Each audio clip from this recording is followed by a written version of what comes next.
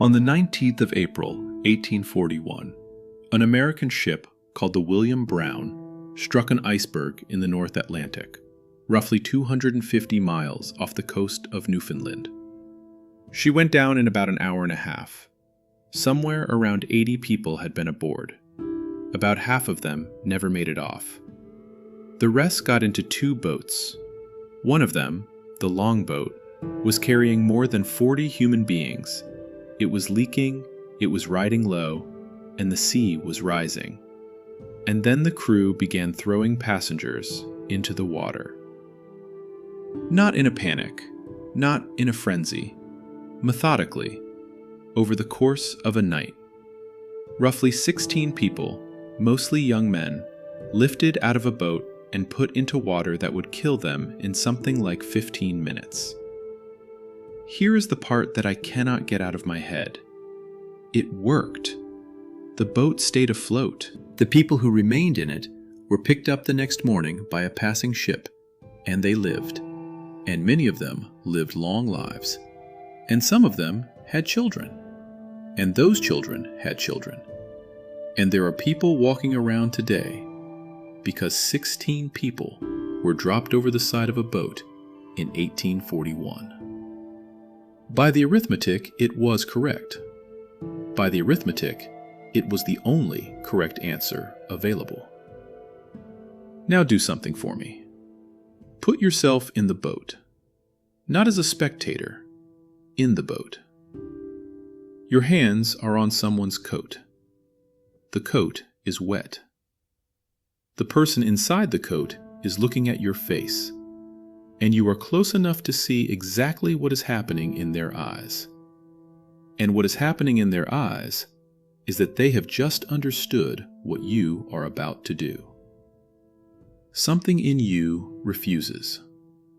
And notice what it is that refuses, because it isn't your reasoning. Your reasoning already ran the numbers and got the answer, and the answer was yes. Something underneath the reasoning refuses, something older.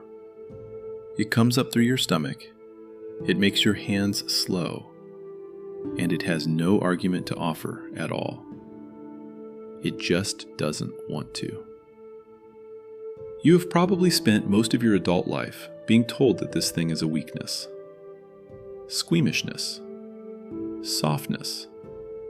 The part of you that flinches. Every self-help book on earth, every performance podcast, every motivational poster in every open plan office is built on the assumption that you would be a better, freer, more successful human being if you had less of it. There are people who have none of it. Not fewer, not less. None. Somewhere between 1 in 100 and 1 in 200 people, which on a planet of 8 billion means something on the order of 50 to 80 million human beings alive right now, whose brains do not do the thing your brain just did in the boat. And for about 80 years, we have studied them exactly one way. As a whole. As an absence. As a lesion in the shape of a person. We ask what is missing from them. We write books with titles like The Mask of Sanity and Without Conscience. And then we close the book and go to bed, feeling slightly superior and slightly unsettled. A few years ago, a psychologist at Georgetown University decided to run the whole thing backwards. Instead of scanning people at the bottom of the scale, she went looking for the top. She recruited people who had walked into a hospital and donated a kidney, a functioning organ, out of a living body, to a stranger. Somebody whose name they did not know, would never learn, and would never meet. She put them in a scanner and expected to find courage. She expected to find the neural signature of fearlessness, because that is what we all assume heroism is made of. She found the opposite. She found brains that were more afraid than yours. Not for themselves, of what was happening on other people's faces. This video is about the emotion you have spent your entire adult life trying to get rid of, and why it turns out to be the only reason you are a good person. I want to say one more thing about the William Brown before we leave it, because there is a detail in how that story ended that I am deliberately holding back. I will give it to you at the end, and when I do, I think it will land differently than it would right now. The book is called The Fear Factor. It came out in 2017.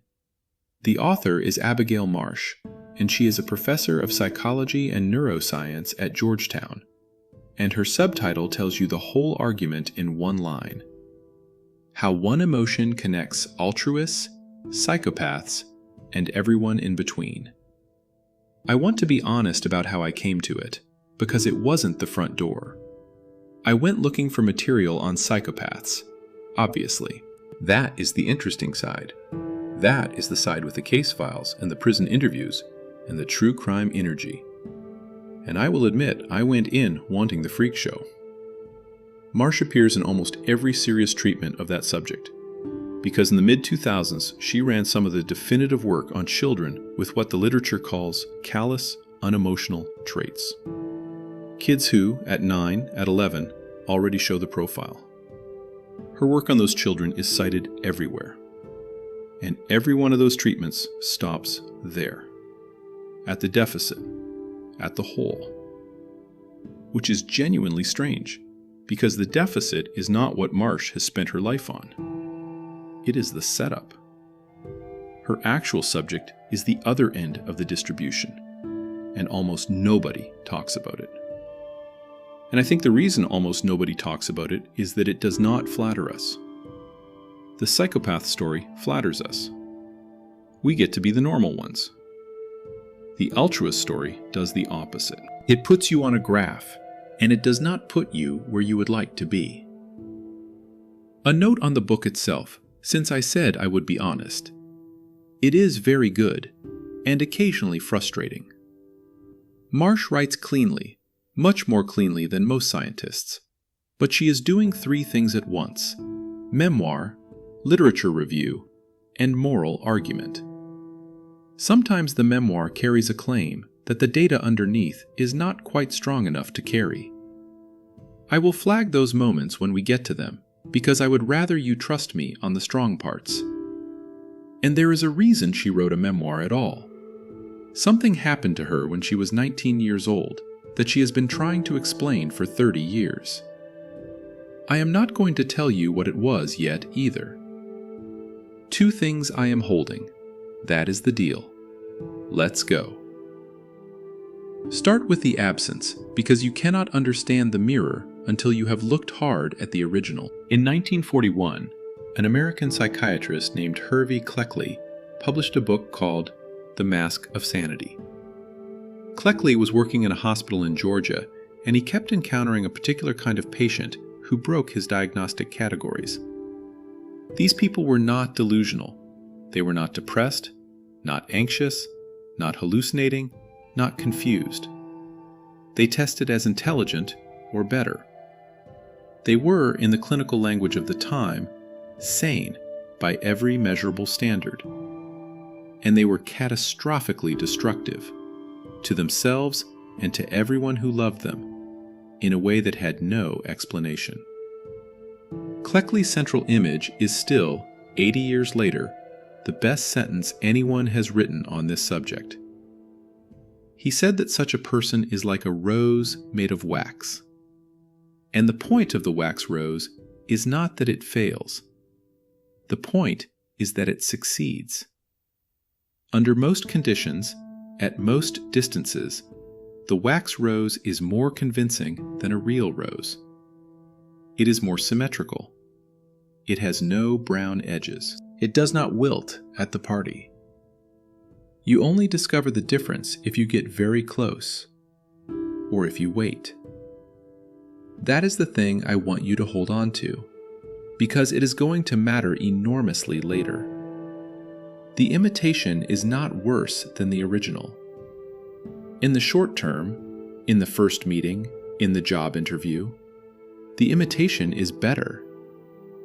30-odd years after Cleckley, a Canadian psychologist named Robert Hare started working at a maximum security prison in British Columbia. And he ended up doing the thing that turned Cleckley's clinical intuition into a measuring instrument. It is called the Psychopathy Checklist, revised version, the PCL-R. And it is 20 items, each scored 0, 1, or 2, so the maximum is 40. One correction here, because I have seen this stated wrong in a lot of places, including in the video that first sent me down this hole. In North America, the research threshold is 30 out of 40, not 28. In the UK and much of Europe, clinicians often use 25, because the whole thing is a dimensional scale being chopped into a category for practical reasons, and different jurisdictions chop it in different places. There is no line in nature. We drew the line. You will hear that Ted Bundy scored 39 out of 40. I have seen that number repeated 100 times. I went looking for the primary source, and I could not confirm it to my satisfaction. And Hare himself has been consistently careful about assessments he did not personally conduct. So I will pass it along the way I found it, secondhand, and move on. Honestly, the score is the least interesting thing about any of this. What is interesting is what Hare found when he stopped asking people questions and started wiring them up. Here is the classic experiment, and it is so simple it is almost rude. You sit a man down. You attach an electrode to his fingers that measures how much he is sweating, which is a decent proxy for autonomic arousal, which is a decent proxy for fear. You show him a counter. The counter is going to count down from 10. When it reaches 1, he will receive an electric shock. Not a dangerous one, an unpleasant one. You and I, watching that counter, start sweating at about 4. Our palms go damp before anything has happened to us. Our body is running the future.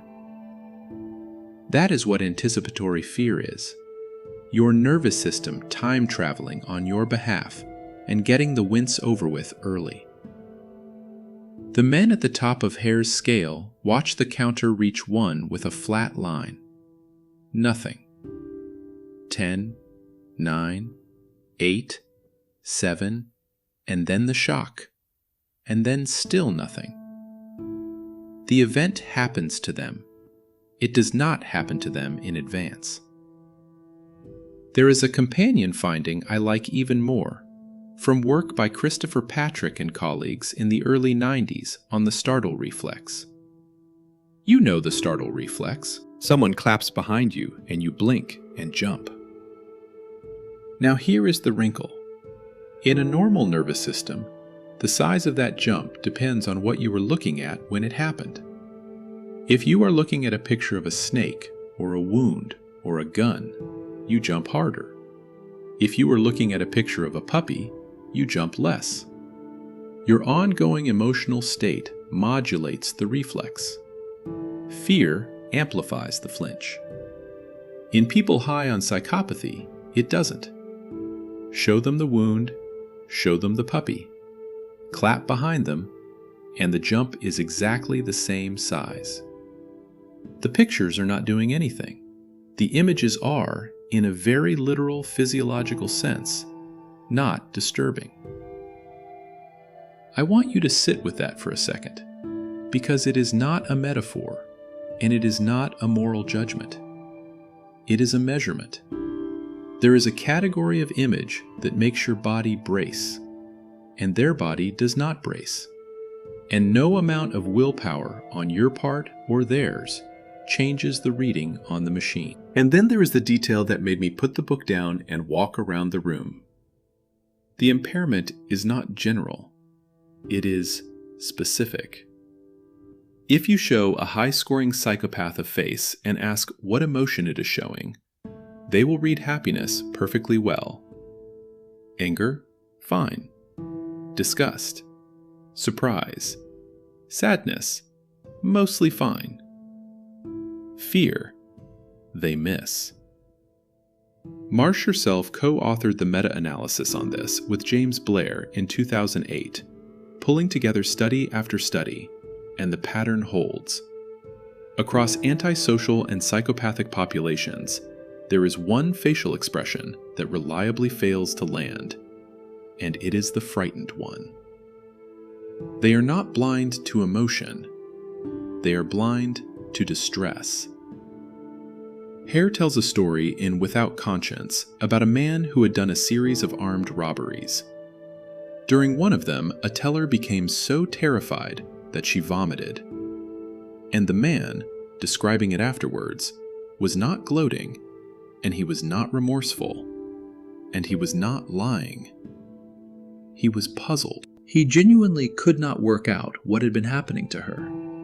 It made no sense to him as a category of event. Some kind of illness, maybe. He saw everything. He processed nothing. And now, before we go anywhere else, I want to argue the other side. Properly. Because if I do not, you are going to argue it in your head for the next 20 minutes instead of listening. Here is the case for the psychopath, and I am going to make it as strongly as I can, because it is not stupid. The strongest popular version comes from Kevin Dutton, a research psychologist at Oxford, in a book from 2012 called The Wisdom of Psychopaths. Dutton's argument is that we have made a category error. We took a set of traits, found them concentrated in prisons, and concluded that the traits are criminal. But the traits are not criminal. The traits are fearlessness under pressure, ruthless focus, charm, absence of rumination, high tolerance for making decisions that hurt people, and total immunity to the thing that keeps you awake at 3 a.m, replaying a conversation from 2019. Dutton's metaphor is a mixing desk. All these traits are sliders.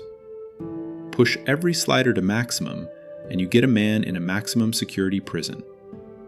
But push some of them up, and leave others in the middle, and you get something else entirely. You get a bomb disposal officer with a steady hand. You get a neurosurgeon who can open a child's skull on a Tuesday morning and eat lunch afterwards. You get a special forces selection candidate who does not fall apart on day 4. You get the person in your company who can walk into a room, deliver news that ruins 40 careers, and drive home listening to a podcast. Dutton surveyed professions and found the highest concentrations in the ones you would expect if you thought about it for 8 seconds. Chief executives, lawyers, media, salespeople, surgeons, journalists, police officers, clergy. And the lowest in care work, nursing, therapy, teaching, charity. He also did something I have a lot of respect for. He had it done to himself.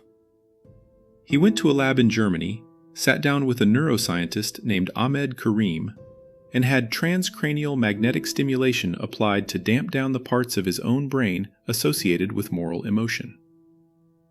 And he described the result. And his description is the part that gets under my skin. He did not describe becoming a monster. He described becoming calm. He described a kind of clean, weightless clarity. Images that would normally have made him wince simply arrived and did not stick to anything. He said it felt like being very slightly drunk without any of the sloppiness. He said it felt good. And here is where I want to be honest with you about my own reaction, because I think it is the most useful thing I can offer. When I read that passage, I wanted it. Not the violence, obviously not the violence, but that clarity. The version of me that does not lie awake rehearsing an email. The version of me that can say the hard, true thing in a meeting without my throat doing that stupid thing it does. The version of me that could have made the call in the lifeboat. I think most people watching this have had some version of that thought. Usually late at night, usually after a day where being decent cost them something. The thought goes, I would be more effective if I felt less. And under that thought, quieter, is the assumption that the flinch is a tax, a drag coefficient, an evolutionary leftover that the strong have somehow shed. Hold that.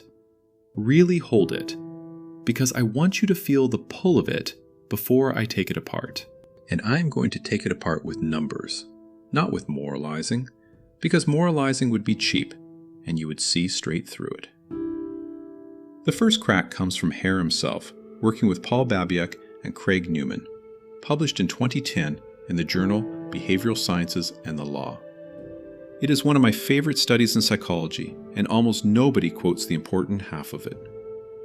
They got access to 203 corporate professionals, not criminals, not patients, managers and executives, enrolled in management development programs at 7 companies, people being groomed for promotion.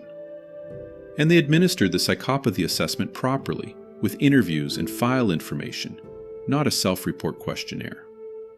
Just under 4% of them scored at or above the clinical threshold. In the general population, it is somewhere around 1%.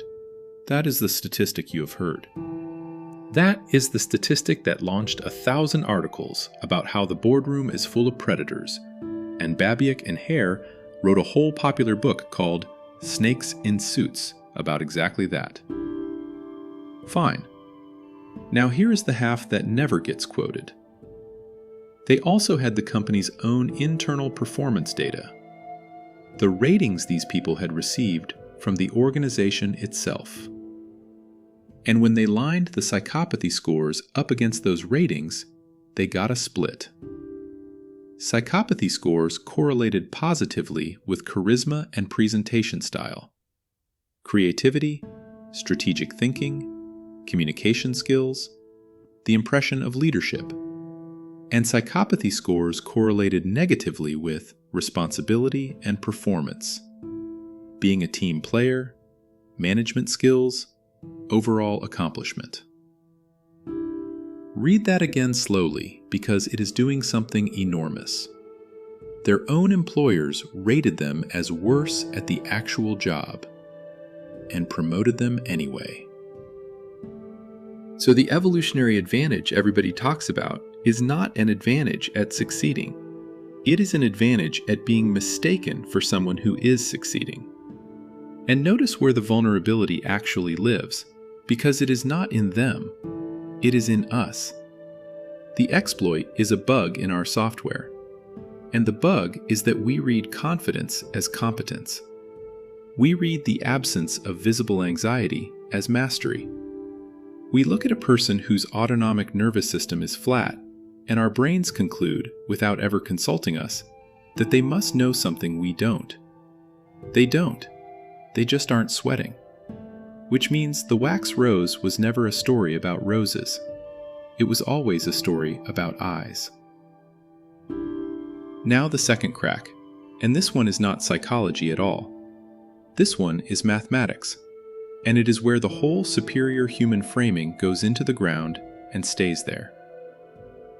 In 1995, a psychologist named Linda Mealy published a paper in Behavioral and Brain Sciences called The Sociobiology of Sociopathy. It is dense, it is contested, and it is one of those papers that reframes everything that comes after it. Mealy's move was to stop asking what is wrong with these people and start asking a game theorist question. Under what conditions does this strategy pay? The answer is beautiful and brutal. It pays when it is rare. Let me build it with the smallest possible model. Imagine a village.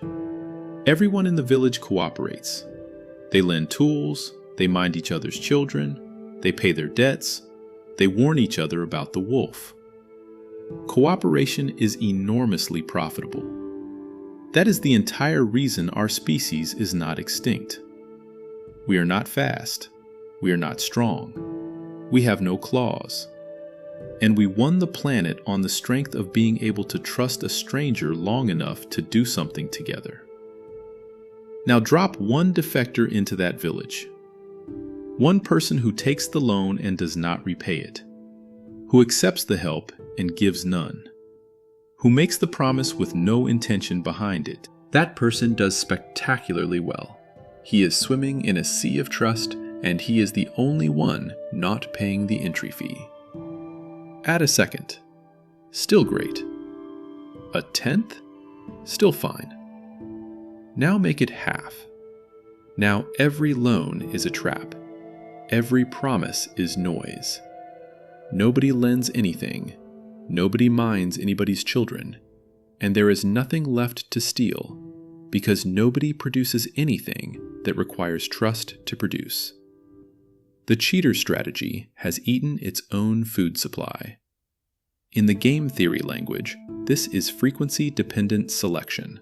The payoff of the strategy is a function of how many others are running it, and this particular strategy has a payoff curve that crashes to zero as it becomes common. It is the same shape as a hawk in a population of doves. Hawks win, right up until there are too many hawks.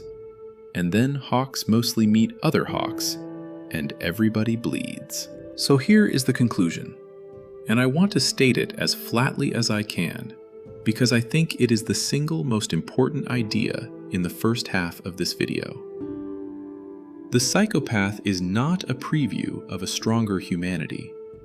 He is a permanent, small tax on cooperation, and the size of the tax is capped by mathematics, not by morality. His entire existence is underwritten by the 99% who flinch. He is not the next stage of anything. He cannot inherit the earth for exactly the same reason a virus cannot inherit a host it has finished killing. You might stop me here and say, fine, but that is an argument about populations, not individuals. It might be bad for the species and still be great for him. And you would be right, and that is precisely why the 4% are in the boardroom and not extinct. I am not claiming the strategy fails. I am claiming that the strategy is parasitic by definition, that it has no independent existence, and that anyone who describes it as evolutionarily superior has confused a passenger with an engine. I should say that Mealy's paper was heavily criticized when it appeared, and the criticism was published right alongside it, which is how that journal works. And honestly, the debate is better than the paper. People objected that she was collapsing very different populations together, that she was too quick to call this an adaptation rather than a byproduct, that the whole framework risked being a just-so story. Some of that criticism landed. She died in 2002, far too young, and never got to finish the argument, but the core geometry survives. Whatever this thing is, it only works in the dark, and the dark is made of other people's decency. Okay, everything up to this point has been about them. Now I want to turn the whole thing around. And this is the part of the video where I have to warn you that the subject changes. You thought you were watching something about a rare and frightening minority. You are not. You have been on the diagram this entire time, and I am about to show you where. Back to Abigail Marsh, and back to the scanner. Her reasoning was this. If psychopathy is characterized by a specific failure to detect fear in other people, and by a physically smaller and less reactive amygdala, and if that is a genuine causal relationship rather than a coincidence, then the scale must run the other way too. There must be people at the other end, and they should look like the exact photographic negative. The problem is finding them. How do you recruit extraordinary goodness? You cannot advertise for saints. Self-reported altruism is worthless, because the people most confident about their own kindness are, reliably, not the ones you want. So she found a behavioral filter that cannot be faked. Non-directed kidney donation. You walk into a hospital, entirely healthy, and you consent to major abdominal surgery to have an organ removed and given to a stranger selected by an algorithm. You will not meet them. You will not be paid. You will not be thanked because they will not know who you are. You will have a scar and a slightly shortened margin of biological safety for the rest of your life. There are very few people who do this. Marsh got 19 of them into a scanner, plus a matched control group, and published the results in 2014 in the Proceedings of the National Academy of Sciences. Result 1. Their right amygdala was physically larger, about 8% larger by volume than the controls. The psychopathy literature finds the same structure smaller. Same structure, opposite direction. Result 2. She flashed them faces, fearful faces, angry faces, neutral faces, sometimes for a fraction of a second, too fast for deliberate thought. The altruists' amygdalae fired harder in response to fearful expressions than the controls. Result 3, and this is the one that finished me. They were simply better at it. Given a face showing fear, they identified it more accurately than ordinary people did. Not other emotions, fear specifically. So put the two ends of the scale next to each other. At one end, a small, quiet amygdala, blind to distress, incapable of anticipatory dread. At the other end, a large, loud amygdala, hypersensitive to distress, tuned to catch a frightened face at a glance. It is not two different systems. It is one system, one circuit, running in opposite directions. And the currency that circuit trades in is not love or empathy in the warm greeting card sense, or virtue, or willpower. It is fear. Not your fear, other people's. The moral organ, as far as we can currently tell, is a fear detector. Goodness is what a fear detector does when it is very sensitive and pointed outward. Marsh calls the whole scale the caring continuum. And the thing about a continuum is that you are on it, not near it, on it, right now. There is a coordinate for you. And if that idea just did something to your stomach, that is roughly the point where this channel exists to live. So if this is your kind of rabbit hole, hit subscribe and stay with me, because the next thing this circuit explains is considerably darker than anything we have looked at so far. Before we go there, I need to give you the mechanism, because otherwise the whole thing sounds like a coincidence. Why fear? Of all the emotions, why is that the one the entire moral system is built around? Try this. Imagine you are an alien ethologist, and you have been assigned to work out what human faces are for. You have no cultural context. You just have footage. You quickly notice that most human expressions are reports about the sender's internal state. Anger says, "I am dangerous, back off." Disgust says, "I have encountered something contaminated." Happiness says, "I am safe, approach me." All of these are announcements about the person making them. Then you find the fear face. Eyes wide, whites showing above the iris, eyebrows up and pulled together, mouth slightly open. And you notice that it is structurally different from all the others, in a way that took me an embarrassingly long time to understand. The fear face contains no information about the threat. None. It does not point. It does not describe. It cannot tell you whether the danger is a snake or a truck or a diagnosis. It is, as a signal about the world, almost useless. What it does instead is make the sender look like a baby. That is Marsh's argument, drawing on her own work with Reginald Adams and Robert Kleck, and it is one of the most elegant things I have come across in years. The fear expression pushes the face toward infantile proportions. Wide eyes, raised brows, a rounder and more open look.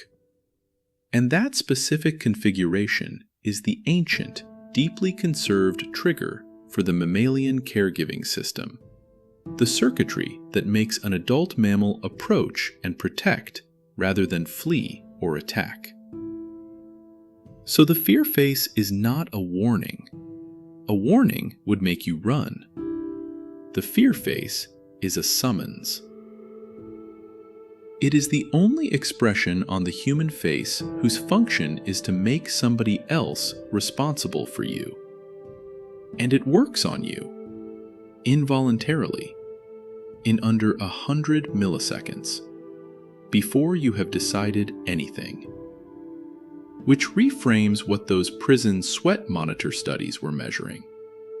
A man who cannot read the fear face is not merely missing a piece of social data. He is deaf to a summons. Somebody stands in front of him, sends the oldest distress call our species has. The one that has been reaching into other nervous systems since before we came down out of the trees. And the phone does not ring. 2 more details, and these are the ones I find genuinely hopeful, which is a rare thing in this material. First, a patient known in the literature as SM. She has a rare condition called Urbach-Wiethe disease, which among other things had the effect of destroying her amygdala on both sides. She has been studied for decades. She is famously, almost unbelievably, fearless. Researchers have taken her to haunted houses, handed her snakes, shown her horror films.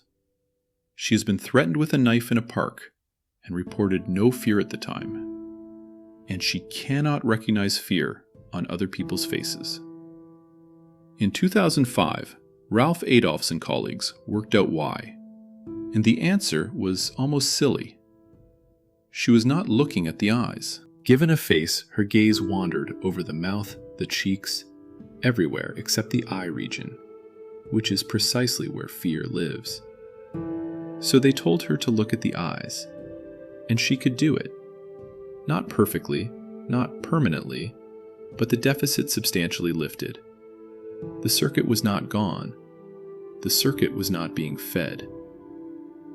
Second, and closer to home, work by Mark Dadds and colleagues on children with callous, unemotional traits, the population Marsh built her early career on. Same finding.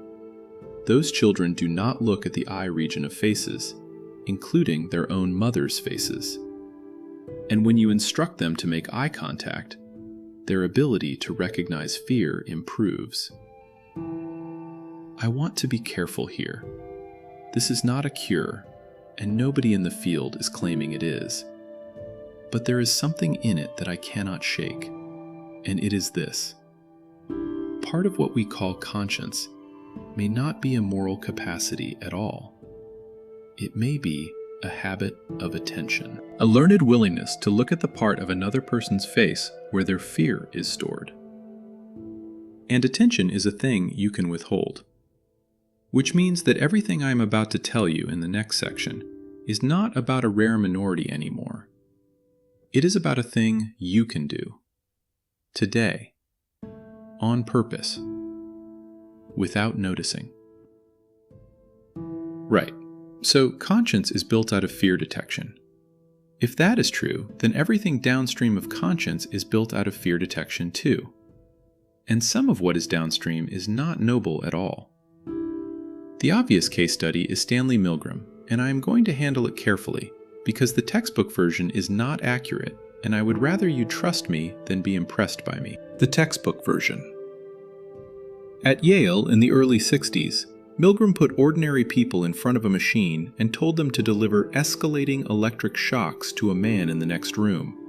And roughly 65% of them went all the way to the highest switch, past the screaming, past the pleading, past the silence. The correction, and it is a real one.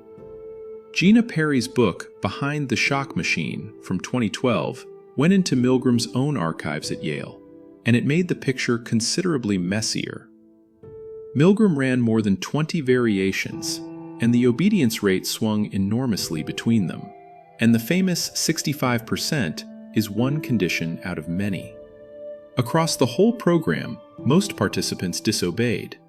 The experimenter frequently departed from the 4 scripted prods and coaxed, pressured, and improvised in ways that look much more like ordinary bullying than like a controlled variable. And a substantial number of participants said afterwards that they had not believed the shocks were real, which is a fairly significant problem for a study about whether people will really hurt someone. So the tidy version is wrong. I am not going to build an argument on a result that has been quietly renovated.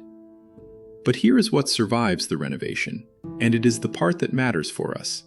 And it is a thing that anybody who has ever sat in a meeting already knows. Watch the film of those sessions. Watch what the participants actually do. They sweat. They laugh in that horrible high nervous register. They twist in the chair. They say repeatedly some version of, "I do not want to do this. Who is responsible? Please, can we stop?" And then they turn around and look at the experimenter, and the experimenter's face is calm. And they turn back and press the switch. They are not fearless. They are the opposite of fearless. They are drowning in fear. It is simply that one fear got there first. The fear of the man in the room with them, with the clipboard and the coat, and the mild, disapproving expression, versus the fear of a man they cannot see behind a wall who is only a voice. That is not an alien mechanism. That is the same circuit we have been discussing for the last half hour, being routed badly. The moral organ is a distress detector, and distress detectors work on line of sight. The nearer face wins. The visible discomfort wins.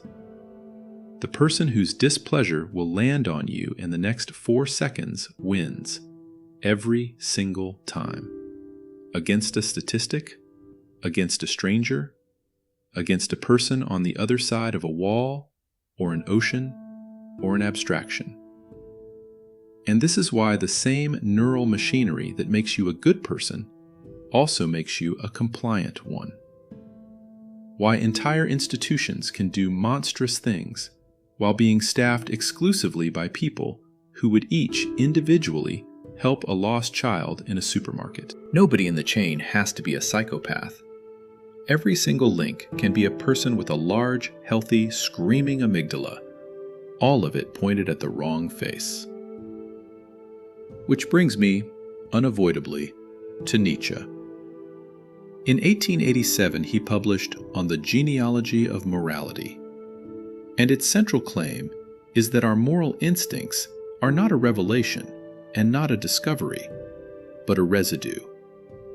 That what we call goodness is the accumulated sediment of weakness and fear, dressed up as virtue by people who had no other options, and that a healthier humanity would burn the whole inheritance and start again. And here's the thing that I find almost unbearable, in a good way. On the empirical question, he was right. He was more right than he could possibly have known. Right in a way that would require 130 years and a magnetic resonance scanner to demonstrate. Morality does run on fear. We can measure the organ. We can measure its volume in cubic millimeters. Marsh's altruists have more of it. And on the question of what follows from that, he was exactly. catastrophically, backwards. Because he assumed that if morality is made of fear, then removing the fear would leave you with something stronger. We now have the data on what removing the fear leaves you with. It leaves you with a man who watches a woman vomit with terror at a distance of 1 meter and privately wonders if she has eaten something bad. That is not a superior organism. That is a wax rose. Now, the part of this I did not expect, and the part I have been dreading writing, because it is where the good news runs out. You would assume that Marsh's kidney donors are, in some sense, having a better time than the rest of us. That the enlarged fear circuit comes packaged with serenity. Something like moral fitness. They took the harder path, so surely they arrived somewhere calmer. That is not what the data shows. What distinguishes them, over and over, is not tranquility, and not even, strictly speaking, kindness. It is the shape of a curve. There is a measure in behavioral economics called social discounting. It works like this. You are offered a choice between money for yourself and a larger amount for another person, and the researcher varies how socially distant that other person is. Number 1 on your list is your closest person. Number 10 is a colleague. Number 50 is an acquaintance. Number 100 is a stranger you would not recognize. Everybody's generosity decays with distance. That is not a flaw, it is the design. If it did not decay, you could not function, because there are 8 billion people, and you have 1 life and finite hands. Marsh and her colleagues ran this on the Extraordinary Altruists and published it in 2017. Their curve is flatter. Not flat, flatter. Their concern for person number 100 does not fall off the way yours does. The stranger stays visible for longer. That is the entire finding. That is what extraordinary goodness looks like on a graph. A gentler slope. And here is the cost, and Marsh is honest about it in a way I did not expect from a book that is broadly a celebration. If the stranger stays visible, the stranger's fear stays audible. You do not get to switch it off. You do not get the compensating serenity, because the same sensitivity that makes you act is the sensitivity that makes you aware. And awareness of 8 billion people in various states of distress is not a peaceful condition. Several of these donors describe something that sounds much less like sainthood and much more like an inability to look away. Not a decision, a failure of the ordinary human capacity to stop noticing. Which reframes something enormous. And this is the thought I would most like you to take out of this video. We have built an entire cultural apparatus around the idea that your anxiety is a malfunction, that the appropriate relationship to fear is management, reduction, elimination. Breathe it away, reframe it, medicate it, conquer it, hack it, become the version of yourself that does not have it. And some of that is right. Fear pointed at yourself, running in a loop, about things that will not happen, is genuinely a malfunction. And I am not romanticizing panic disorder. And if that is your situation, then please get the help, sincerely. But the machinery underneath is not a bug. That lurch you get when you see a stranger's face go wrong on a train. That awful drop when a child in a supermarket has the specific quality of crying that means they are actually lost rather than merely furious. That thing that makes it physically difficult to walk past someone who is unwell. That is not weakness. That is not squeamishness. That is not a leftover. That is the organ. That is the thing itself. And every one of us who has ever wished it away was, without knowing it, wishing for a smaller amygdala and a flatter startle response, and a quieter phone. Anxiety, or some fraction of it, is not a malfunction of the good life. It is the invoice. Let me take you back to the boat because I owe you a detail. The man who was eventually prosecuted for what happened in that longboat was not the captain. The captain was in the other boat. He was a seaman named Alexander Holmes, and by every account I have read, Holmes was the best man in that boat on the worst night of his life. During the sinking, he had gone back for a child. He gave away his own clothing. When the order came from the mate to lighten the boat, he was the one who carried it out, and there is testimony that he did it while weeping. The following year, in Philadelphia, he was tried for manslaughter. The defense was, on its face, unanswerable. Necessity. Arithmetic. 40 people die or 16 people die. There is no third option. The boat is sinking as we speak. The jury convicted him. They convicted him and then, in the same breath, begged the court for mercy. And the court gave him 6 months and a $20 fine. And there were petitions for a pardon. And the whole thing reads like a legal system trying to hold two incompatible truths in its hands at once without dropping either. And it is, I think, the most human document in this entire story. Because that jury was not saying the arithmetic was wrong. They knew the arithmetic was right. That is precisely why they convicted him. They were saying, "We will not build a world in which that arithmetic can be performed on a human being without consequence. We will not license the flinchless. If you do the maths on a person and act on it, we are going to make you pay something, even if you were correct, even if we would have wanted you to do it, even if we are alive because you did." We did not design our legal system around the cool-headed calculator. We designed it around the flinch.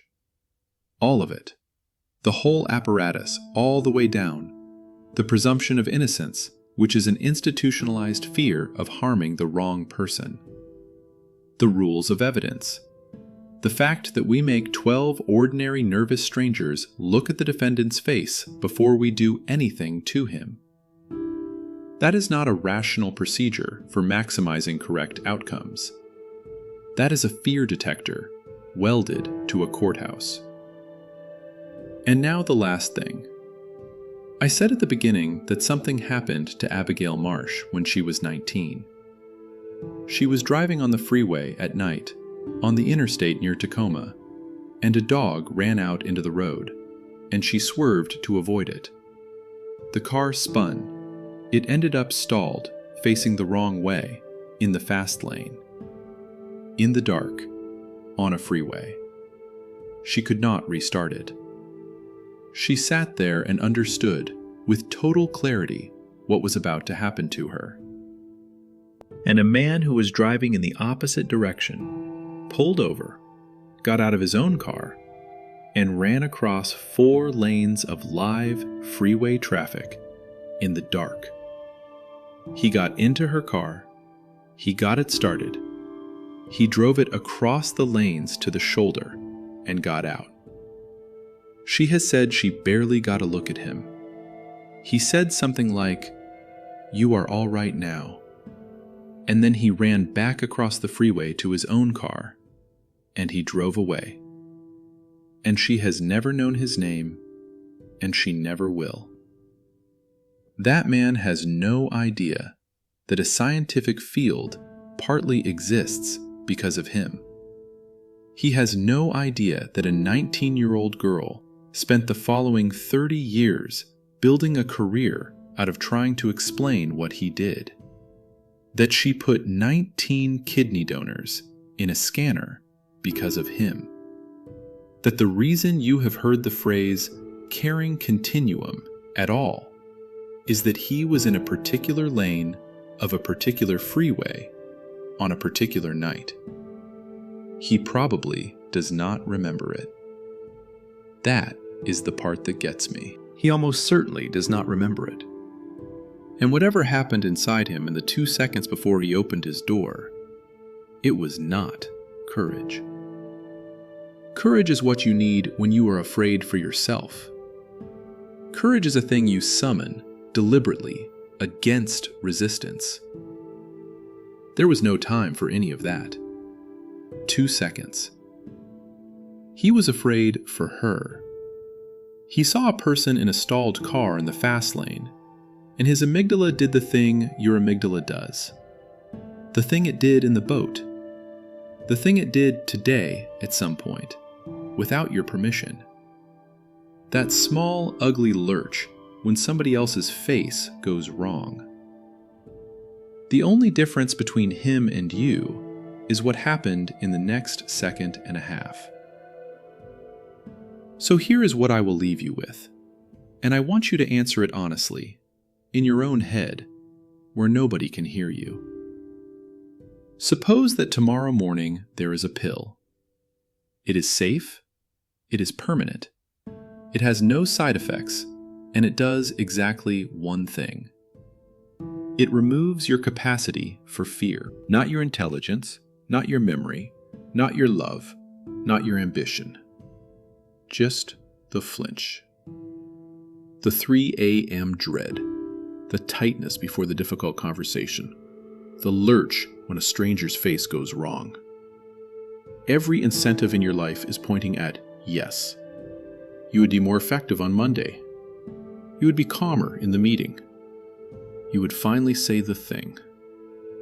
So take it. And then ask yourself the second question, which is the only one that matters. What would you be willing to do by Friday?